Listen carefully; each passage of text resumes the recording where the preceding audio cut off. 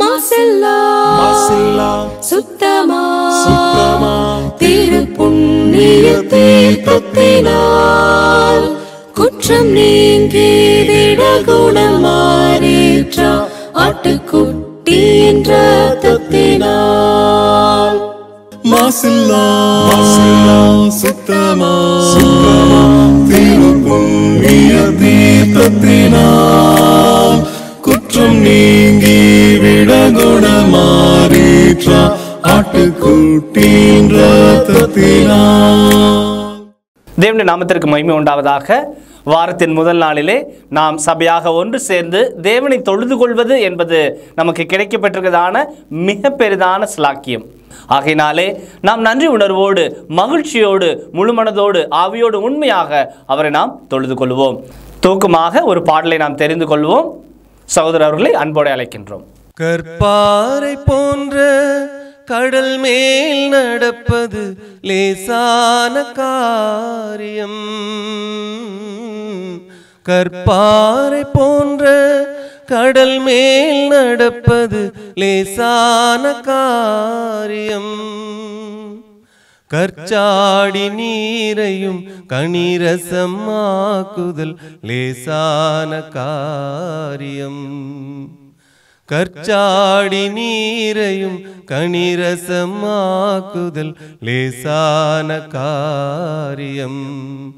உமக்கது லேசான காரியம், லேசான காரியம். எதுவும் லேசான காரியம். பலன் உள்ளவன் பலன் அற்றவன், பலன் உள்ளவன் பலன் இல்லாதவன், யாராயிருந்தாலும் உதவிகள் செய்வது லேசான காரியம். உமக்கது லேசான காரியம். முதலாவது துதி ஜெபத்தை ஏறெடுக்கும்படியாக சகோதரர் ஒருவரை அன்போடு அழைக்கின்றோம். பரலோகத்தில் வாசமாக இருக்கிற எங்கள் நல்ல பிதாவே, இக்காலத்தில் எங்களை அற்புதமாக வழிநடத்தி கொண்டு வருகிறவரே, உம் கிருபையாலும் உம் இரக்கத்தாலும் நாங்கள் வாழுகிறோம். எங்களால் ஆகுமென்று யோசிக்கும் தகுதி கூட இல்லாதவர்கள், எங்களுடைய தகுதியெல்லாம் உமது குமாரனும் எங்கள் ஆண்டவருமாகிய இயேசுவில் இருக்கிறது. இந்த நாளிலே அவர் மூலமாய் அவர் இரத்தத்தால் கழுவப்பட்டவர்களாய் பலவீனராகிய நாங்கள் ஆவியின் பலத்தால் உம் சமூகத்திலே வந்து உம்மை தொழுது கொள்ள காத்திருக்கிறோம். நல்ல பிதாவே, எல்லாருமாய் சேர்ந்து எங்களை ஒரு பலி போல மொத்தமாக பலிபீடத்தின் மேலே ஒப்புக் கொடுக்கிறோம். இந்த நாளில் உம்மை தொழுது கொள்வதனால் உண்டாகிற ஆசீர்வாதம், சமாதானம், சுகம் அனைத்தையும் பெற்றுக்கொள்ள வாஞ்சையாய் எங்களை தாழ்த்துகிறோம். எங்கள் பாவ குற்றங்களை மன்னித்து எங்களை சுகந்த வாசனையாக முகர்ந்து எங்களை பலியாக ஏற்றுக்கொண்டு ஆசீர்வதிப்பீராக. நீ செய்த எல்லா உபகாரங்களுக்காக நன்றி என்று சொல்வதை தவிர வேறொன்றும் எங்களிடத்தில் இல்லை. எங்களை தாழ்த்துகிறோம், உம்மை உயர்த்துகிறோம். இயேசு கிறிஸ்துவின் கர்த்தராகிய இயேசு கிறிஸ்துவினுடைய நாமத்திலே உங்கள் அனைவருக்கும் புத்தாண்டு வாழ்த்துதலை கூறுகிறேன்.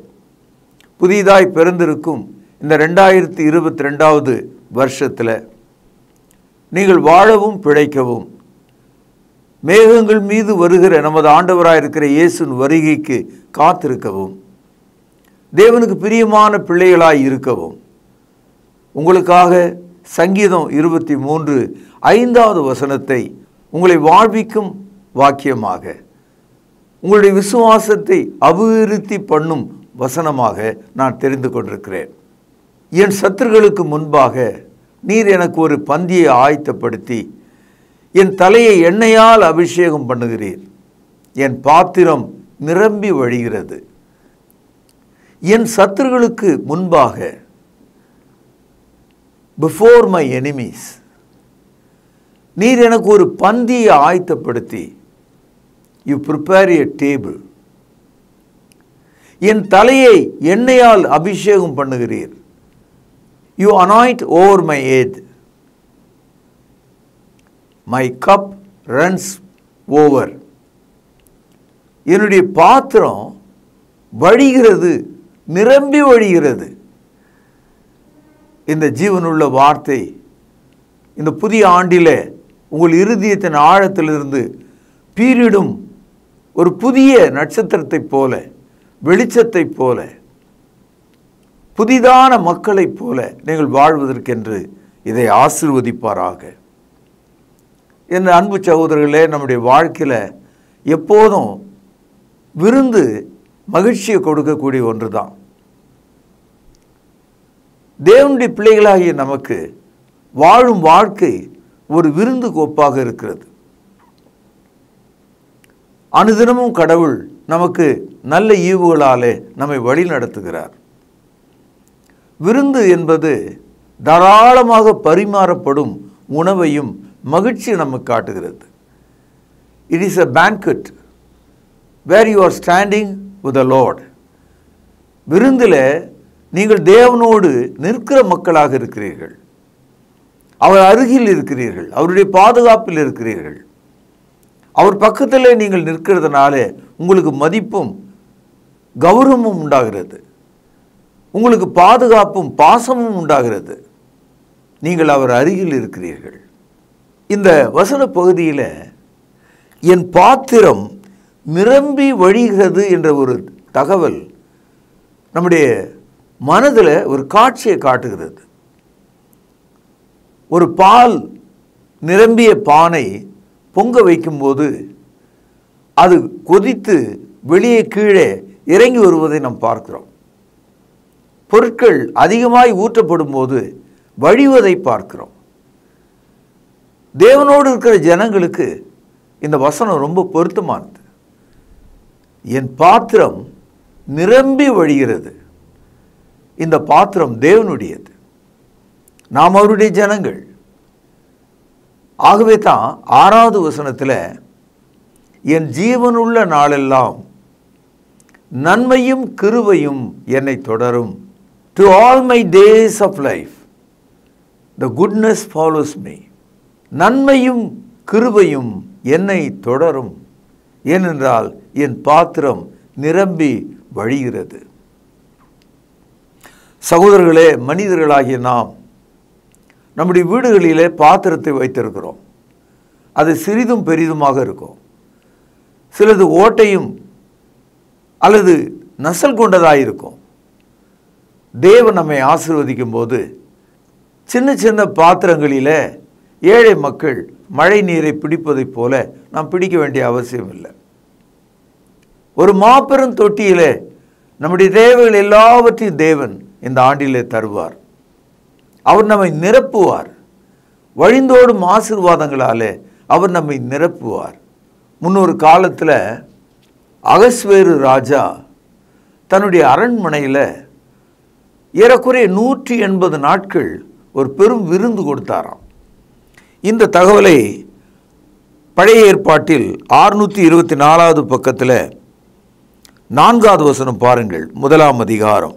அவன் தன் ராஜ்யத்தின் மகிமையான ஐஸ்வரியத்தையும் தன் மகத்துவத்தின் சிறந்த பிரதாபத்தையும் அநேக நாளாகிய 180 நாளளவும் விளங்கு செய்து கொண்டிருந்தான். பொன்னால் செய்யப்பட்ட நானாவிதமான பாத்திரங்களிலே பானம் கொடுக்கப்பட்டது. முதல் தரமான திராட்சரசம் ராஜ ஸ்திதிக்கு ஏற்க பரிபூரணமாய் பரிமாறப்பட்டது. இந்த ஒரு காட்சி, ஒரு அரண்மனை, அங்குள்ள தொங்கு திரைகள், அதற்கு முன்னால் விரிக்கப்பட்ட மெத்தைகள், ஏறக்குறைய 180 நாள் அந்த அரசன் ஒரு மாபெரும் விருந்து கொடுத்திருக்காருங்க. பொற்பாத்திரங்களில் அவர்களுக்கு திராட்சரசம் ஊற்றி ஊற்றி கொடுக்கப்பட்டதான். இந்த காட்சியை மனதில் கொள்ளுங்கள். தேவன் நம்மை ஆசீர்வதிப்பது என்பது இப்படி தான் இருக்க வேண்டும். தேவனுடைய பிள்ளைகளை தேவன் அற்புதமாக வழி நடத்துகிறார், ஆச்சரியமாக வழி நடத்துகிறார். இந்த வருஷத்தில் உன் பாத்திரம் நிரம்பி வழியும் என்று ஆண்டவர் சொல்கிறார். எப்பொழுது? நான் தேவனுடைய வீட்டில் இருக்கும்போது நன்மையும் கிருபையும் என்னை தொடரும். When I am in the house of God, goodness and grace follows me. பழைய ஏற்பாட்டில் 453 பக்கம். 1 ராஜாக்கள் 17வது அதிகாரம் 12வது வசனம். அதற்கு அவள், பானையிலே ஒரு பிடி மாவும் கலயத்திலே கொஞ்சம் எண்ணெயுமே அல்லாமல் என்னிடத்தில் ஒரு அடையும் இல்லை என்று கவனிங்கள். உம்முடைய தேவனாகிய கர்த்தருடைய ஜீவனை கொண்டு சொல்கிறேன், இதோ நானும் என் குமாரனும் சாப்பிட்டு செத்துப்போக அதை எனக்கும் அவனுக்கும் ஆயத்தப்படுத்துவதற்காக 2 விறகு பொறுக்குகிறேன் என்றாள். எலியா சந்தித்த விதவை கர்த்தருடைய நாமத்திலே ஆணையிட்டு சொன்ன வார்த்தை இது. கொஞ்சம் மாவு, கொஞ்சம் எண்ணெய், அதை சுடுவதற்கு 2 சுள்ளி விறகுகளை பொறுக்குகிறேன். கர்த்தருடைய பேரில் சொல்கிறங்க, வேறு எதுவுமே என்னிடத்தில் இல்லை. இந்த மாவிலே சுட்ட அந்த அப்பத்தை நானும் என் மகனும் சாப்பிட்ட பிறகு மரணம் ஒன்றுதான் பாக்கியாக இருக்கிறது, மீதமாக இருக்கிறது என்று அவள் சொன்னாள். புது வருஷத்தில் உங்கள் மனசு அலைப்பாயும். இந்த ஆண்டை எப்படி துவங்குவது, இந்த பிள்ளைகளை எப்படி வழி நடத்துவது, எந்த காரியம் எப்படி நடக்க வேண்டும் என்று ஏராளமான கவலைக்குள்ளே நாம் இருக்கலாம்.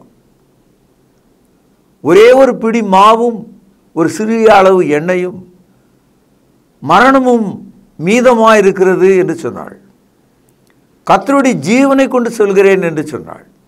ஒரு இந்த காலையில் நீங்கள் கர்த்தருடைய பேரால் உண்மையான உங்களுடைய நிலைமையை இப்படி நினைச்சு பார்க்கலாம். ஆனால் கர்த்தர் சொல்கிறார், அந்த மாவும் அந்த எண்ணெயும் உங்களுக்கு எதிரில் நிற்கிற மரணமும் உங்களுக்கு வராது. ஏனென்றால் உங்கள் பாத்திரம் நிரம்பி வழியும். நீங்கள் ஆண்டவருடைய பிள்ளைகளாக இருக்கிறீர்கள். 1 ராஜாக்கள் 17வது அதிகாரம் 16வது வசனம். கர்த்தர் எலியாவை கொண்டு சொன்ன வார்த்தையின்படியே பானையிலே மா செலவழிந்து போகவும் இல்லை, கலசத்திலே எண்ணெய் குறைந்து போகவும் இல்லை. வளரும் மாவையும் வளரும் எண்ணெயையும் வாழ்க்கையும் அங்கே பார்க்கிறோம். நாம் தேவனுடைய பிள்ளைகளாக இருக்கும்போது, என் சத்துருக்களுக்கு முன்பாக நீர் எனக்கு ஒரு பந்தியை ஆயத்தப்படுத்தி என் தலையை எண்ணெயால் அபிஷேகம் பண்ணுகிறீர், என் பாத்திரம் நிரம்பி வழிகிறது. 2 ராஜாக்கள் 4வது அதிகாரம் பக்கம் பழைய ஏற்பாட்டில் 468. முதல் வசனம். தீர்க்கதரிசியுடைய புத்திரில் ஒருவனுக்கு மனைவியாயிருந்த ஒரு ஸ்திரீ எலிசாவை பார்த்து, உமது அடியானாகிய என் புருஷன் இறந்து போனான், உமது அடியான் கர்த்தருக்கு பயந்து நடந்தான் என்பதை அறிவீர். கடன் கொடுத்தவன் இப்போது என் 2 குமாரரையும் தனக்கு அடிமையாக்கி கொள்ள வந்தான் என்றாள். அந்த காலத்தில் கடன் வாங்கினவர்கள் கடன் திருப்பி கொடுக்கலனா வீட்டில் உள்ள பிள்ளைகளை அடிமைகளாக கொண்டு போய் விடுவார்கள். இங்கே ஒரு தீர்க்கதரிசியினுடைய மனைவி, கணவன் இறந்து விட்டார், விதவை அவள். அவளுக்கு இருப்பது 2 பிள்ளைகள் தான். அந்த பையன்களை அவள் நம்பி இருக்கிறாள். இப்பொழுது அவர்கள் வாங்கின கடன் நிமித்தம் அந்த 2 பிள்ளைகளையும் கடன் கொடுத்தவன் அடிமைப்படுத்தும்படி எடுத்துக்கொண்டு போக வந்து விட்டான். ஒரு நம்முடைய வாழ்க்கையில் ஒரு முக்கியமான ஒரு விஷயங்கள் இப்படி தான் இருக்கும். தலை போகிற மாதிரி இருக்கும், வீடு முழுகிற மாதிரி இருக்கும், மனமுறிவுகள் ஏற்படுவது போல இருக்கும், மரணம் வருவது போல இருக்கும், பயங்கரமான வியாதிகள் நம்மை மிரட்டும். எல்லா காரியங்களும் திடீரென்று விழுவது போல நமக்கு தெரியும். நாம் நிற்கிற பூமி அசைவது போல நாம் உணர்வோம். என் அன்பு சகோதரர்களே, இப்படிப்பட்ட வேளையில் உன் பாத்திரம் நிரம்பி வழியும். பாருங்கள், அந்த தீர்க்கதரிசியினுடைய வீட்டு கடனை அடைப்பதற்கு கர்த்தர் ஒரு ஆச்சரியமான அற்புதத்தை கட்டளையிட்டார். அந்த காலத்திலெல்லாம் இப்போ நம்ம பயன்படுத்துகிற மாதிரி தங்கம், வெள்ளி, செம்பு காசுகள் மட்டுமல்ல, நிலங்களும் கனிகளும் எண்ணெய் வளங்களும் பண்டமாற்றாக இருந்தது. கடன் கொடுத்தவனுக்கு எண்ணெய் கொடுத்தால் போதும். இப்பொழுது 4ஆம் அதிகாரம் 3வது வசனம். அப்பொழுது அவன், நீ போய் உன்னுடைய அயல் வீட்டுக்காரர் எல்லாரிடத்திலும் அநேக வெறும் பாத்திரங்களை கேட்டு வாங்கி உள்ளே போய் உன் பிள்ளைகளோடு உள்ளே நின்று கதவை பூட்டி அந்த பாத்திரங்கள் எல்லாவற்றிலும் வார்த்து நிறைந்ததை ஒரு பாத்திரத்திலே வை என்றான். அவள் அவ்விடத்திலிருந்து போய் தன் பிள்ளைகளுடன் கதவை பூட்டி கொண்டு இவர்கள் பாத்திரங்களை அவளிடத்தில் கொடுக்க அவள் அவைகளில் வார்த்தாள். அந்த பாத்திரங்கள் நிறைந்த பின் அவள் தன் மகன் ஒருவனை நோக்கி, இன்னும் ஒரு பாத்திரம் கொண்டு வா என்றான். அதற்கு அவன், வேறே பாத்திரம் இல்லை என்றான். அப்பொழுது எண்ணெய் நின்று போயிற்று. சகோதரர்களே, இதுவும் ஒரு அற்புதம். தேவன் நம்மை ஆசீர்வதிக்கும் போது பாதி கிணற தாண்டாள்னு ஒரு பழமொழி உண்டு. பாதி கிணற தாண்டாள் நடுவில் விட வேண்டித்தான். அதுபோல் கடவுள் நம்மை வழி நடத்தும் போது அரைக்குறையாக முழுமை இல்லாமல் பாதியிலே விட்டு விட்டு செல்கிறவர் அல்ல. அவர் நம்மை ஆசீர்வதிக்கிறவர். அவருடைய ஆசீர்வாதம் மெய்யான ஆசீர்வாதம். பாருங்கள், 2 குடங்கள் எண்ணெய் கொடுத்தாலே போதும். ஆனால் அவருடைய வீட்டு பாத்திரங்கள் அனைத்தும் நிறைந்தது. அயல் வீட்டிலிருந்து கொண்டு வந்த பாத்திரங்களும் நிறைந்தது. அந்த கிராமத்தில் உள்ள எல்லா பாத்திரங்களையும் வாங்கி வந்தார்கள், நிறைந்தது.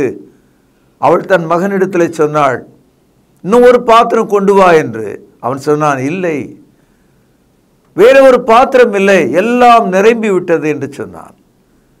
இந்த காட்சி உங்கள் விசுவாசத்தின் மாதிரியாக இருக்கட்டும், உங்கள் வாழ்வை வளப்படுத்துவதாக இருக்கட்டும். என் பாத்திரம் நிரம்பி வழிகிறது. சகோதரர்களே, நம்மை தேவன் ஆசீர்வதிக்கும் போது நாம் எதிரடியாக நடந்தால் அந்த ஆசீர்வாதத்தை பாத்திரத்தில் வைத்துக்கொள்ள முடியாது. தேவன் நம்மை ஆசீர்வதிப்பதை விருப்பமாக கொண்டிருக்கிறார். என்னாகமும் 24ஆம் அதிகாரம் 1 வசனத்தில் படிக்கிறோம், இஸ்ரவேலை ஆசீர்வதிப்பதே தேவனுக்கு பிரியமான காரியமாக இருக்கிறது. It pleases the Lord always to bless his people. தேவன் தமது ஜனத்தை எப்போதும் ஆசீர்வதிக்க விரும்புகிறார். பழைய ஏற்பாட்டில் மல்கியா தீர்க்க தரிசனம் 1106வது பக்கம் 10வது வசனம், என் ஆலயத்திலே ஆகாரம் உண்டாயிருக்கும்படி தசம பாகங்களை எல்லாம் பண்டக சாலையிலே கொண்டு வாருங்கள். கவனியுங்கள், அப்பொழுது நான் வானத்தின் பலகணிகளை திறந்து இடங்கொள்ளாமற் போகும் மட்டும் உங்கள் மேல் ஆசீர்வாதத்தை வர்ஷிக்க பண்ண மாட்டோனோ என்று, அதனாலே என்னை சோதித்து பாருங்கள் என்று சேனைகளின் கர்த்தர் சொல்லுகிறார். மக்கள் ஒரு பழமொழியாக சொல்கிறாங்க, கடவுள் கொடுக்கும்போது கூரையை என்ன பீத்து கொண்டா கொடுக்குறாரு அப்படின்னு கேட்குறாங்க. கூரையை மட்டுமல்ல, வானத்தின் பலகணிகளை திறந்து இடங்கொள்ளாமற் போக மட்டும் நான் உன்னை ஆசீர்வதிப்பேன் என்று சொல்லியிருக்கிறார்.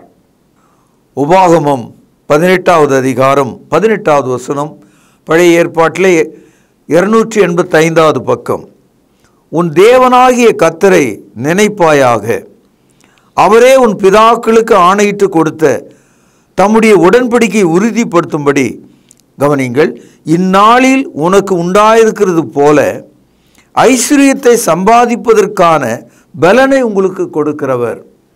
கடவுள் நமக்கு வெள்ளி காசுகளாக தங்க காசுகளாக மட்டும் தரல, கை பலனை நமக்கு தந்திருக்கிறார், உழைப்பை நமக்கு தந்திருக்கிறார், சம்பாதிப்பதற்கான பலனை அவர் நமக்கு தந்திருக்கிறார் என்று வசனம் சொல்கிறது. எபேசியர் 3ஆம் அதிகாரம் 20வது வசனம் பாருங்கள், நாம் வேண்டிக் கொள்வதற்கும் நினைப்பதற்கும் மிகவும் அதிகமாய் நமக்குள்ளே கிரியை செய்கிற அவருடைய வல்லமையின்படியே நமக்கு செய்ய வல்லவராயிருக்கிற அவருக்கு என் பாத்திரம் நிரம்பி வழிகிறது. நான் கேட்பதற்கும் நினைப்பதற்கும் மிகவும் அதிகமாக எனக்குள்ளே அவர் கிரியை செய்து என்னை ஆசீர்வதிக்கிறவராயிருக்கிறார், உங்களை ஆசீர்வதிக்கிறவராயிருக்கிறார். பிலிப்பியர் 4ஆம் அதிகாரம் 13வது வசனம், புதிய ஏற்பாட்டில் 274வது பக்கம், என்னை பலப்படுத்துகிற கிறிஸ்துவினாலே எல்லாவற்றையும் செய்ய எனக்கு பலன் உண்டு. என் பாத்திரம் நிரம்பி வழிகிறது. My cup runneth over. என் பாத்திரம் நிரம்பி வழிகிறது. ஏனென்றால் அவர் என்னை பலப்படுத்தி எல்லாவற்றையும் செய்யும்படியான வல்லமை எனக்கு தருகிறார். எரேமியா தீர்க்கதரிசன புத்தகம் பக்கம் 875 2ஆம் அதிகாரம் 13வது வசனம் பாருங்கள். என் ஜனங்கள் 2 தீமைகளை செய்தார்கள். ஜீவ தண்ணீர் ஊற்றாகி என்னை விட்டு விட்டார்கள். தண்ணீர் நிற்காத தொட்டிகளாகிய வெடிப்புள்ள தொட்டிகளை தங்களுக்கு கட்டி கொண்டார்கள். என் பாத்திரம் நிரம்பி வழிகிறது என்று சொல்ல வேண்டிய மனிதனுக்கு அவன் வைத்திருக்கிற பாத்திரத்தில் ஒரு ஆபத்து இருக்கிறது. அந்த பாத்திரம் ஓட்டையாக இருக்கிறது. அவன் தெரிந்தே அந்த பாத்திரத்தை தேர்ந்தெடுத்திருக்கிறான். அதில் எவ்வளவு தண்ணீர் ஊற்றினாலும் அதில் நிற்காது. இது ஜனங்களால் வந்த தீமை, நம்மால் வந்த தீமை. இந்த புதிய வருஷத்தில் நம்முடைய ஆசீர்வாத பாத்திரத்தை நாம் ஓட்டை போடக்கூடாது, உடைக்கக்கூடாது. அதில் ஆசீர்வாதம் நிற்காது. ஒரு கால் நீங்கள் கேட்கலாம், என்னுடைய ஆசீர்வாத பாத்திரத்தை நான் எப்படி உடைக்கிறேன், எப்படி ஓட்டை போடுகிறேன் என்று. எரேமியா 5வது அதிகாரம் 23வது வசனம்.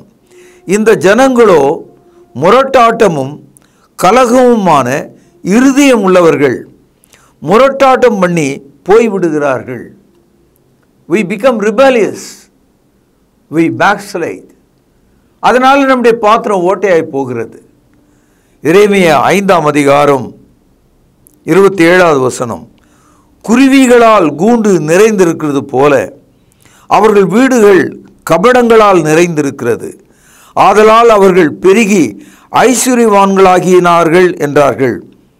கொழுத்து சலுக்கு பண்ணுகிறார்கள். துன்மார்க்கவனுடைய செயல்களை கண்டிக்காமல் விடுகிறார்கள்.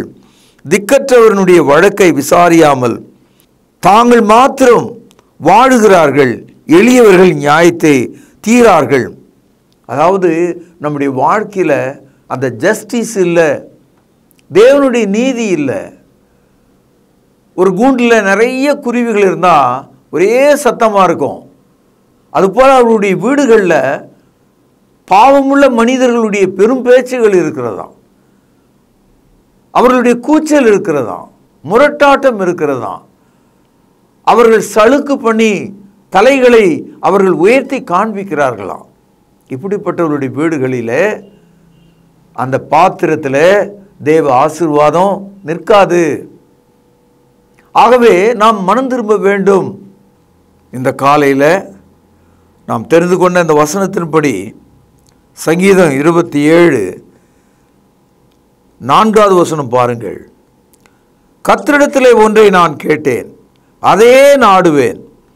நான் கர்த்தருடைய மகிமையை பார்க்கும்படியாகவும் அவருடைய ஆலயத்தில் ஆராய்ச்சி செய்யும்படியாகவும் நான் என் ஜீவனுள்ள நாளெல்லாம் கர்த்தருடைய ஆலயத்தில் தங்கி இருப்பதையே நாடுவேன். என் சத்துருக்களுக்கு முன்பாக ஒரு பந்தியை அவர் ஆயத்தப்படுத்தி என் தலையை எண்ணெயினால் அபிஷேகம் பண்ணுகிறார். என் பாத்திரம் நிரம்பி வழிகிறது.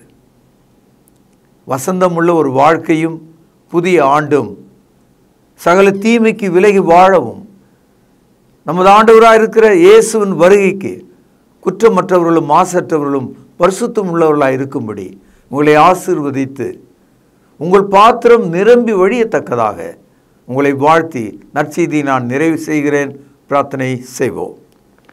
மகா பரிசுத்த நிறைந்த தகப்பனே, வசனத்தை கேட்ட உலகளாவிய திருச்சபை என் பாத்திரம் நிரம்பி வழிகிறது என்ற ஆர்வமுள்ள வசனத்தினாலே வாழவும் பிழைக்கவும் அவர்களுக்கு உதவி செய்தரலும். ஆண்டவராக இருக்கிற இயேசுவின் நாமத்திலே இந்த மன்றாட்டை ஏறெடுக்கிறேன். பரிசுத்த நிறைந்த எங்கள் நல்ல பிதாவே, ஆமேன். நம்முடைய கர்த்தராகிய இயேசு கிறிஸ்துவின் கிருபை உங்கள் அனைவரோடும் எப்போதும் இருப்பதாக. ஆமேன். கிறிஸ்து இயேசு தம்முடைய சரீரத்தை நமக்காக கிழிக்கு கொடுத்து தன்னுடைய இரத்தத்தை சிந்தினார். அவருடைய பந்தியை நினைவு கூறத்தக்கதாக நாம் ஆயத்தமாவோம். வழிநடத்தும்படியாக சகோதரர்களை அன்போடு அழைக்கின்றோம். கர்த்தருடைய பந்தியிலே பங்கு கொள்ளும்படி நம்மை நாமே ஆயத்தப்படுத்துவோம். ஆண்டவராகிய இயேசு கிறிஸ்து காட்டி கொடுக்கப்பட்ட அன்று ராத்திரியிலே அப்பத்தை எடுத்து ஆசீர்வதித்து, இதை பிட்டு நீங்கள் வாங்கி புசியுங்கள், இது உங்களுக்காக பிற்கப்படுகிற என்னுடைய சரீரமாய் இருக்கிறது என்று சொல்லியிருக்கிறார். அப்பத்திற்காக நாம் ஜெபித்து இதில் பங்கு கொள்வோம். பரிசுத்தமும் இரக்கமும் தயவும் கிருபையும் நிறைந்த நல்ல ஆண்டவரே, உம்முடைய குமாரனாகிய இயேசு கிறிஸ்து சிலுவையிலே எங்களுடைய பாவங்களுக்காக தன்னுடைய இன்னுயிரை கொடுக்கும் பொழுது அவருடைய சரீரம் கிழிக்கப்பட்டது. அதற்கு ஒப்பாக இங்கு புளிப்பில்லாத அப்பம் இது வைக்கப்பட்டு இருக்கிறதப்பா. நீர் இந்த அப்பத்தை எங்களுக்கென்று ஆசீர்வதித்து தரும்படி விலையேற பெற்ற இயேசு கிறிஸ்துவனுடைய நல்ல நாமத்தினாலே இந்த ஜெபத்தை ஏறெடுக்கிறோம் அன்பின் பிதாவே, ஆமேன். அவர் அந்தபடியே பாத்திரத்தையும் எடுத்து, இந்த பாத்திரம் என் இரத்தத்தினால் ஆகிய புதிய உடன்படிக்கையாய் இருக்கிறது, என்னை நினைவு கூறும்படி இதை செய்யுங்கள் என்று சொல்லியிருக்கிறார்.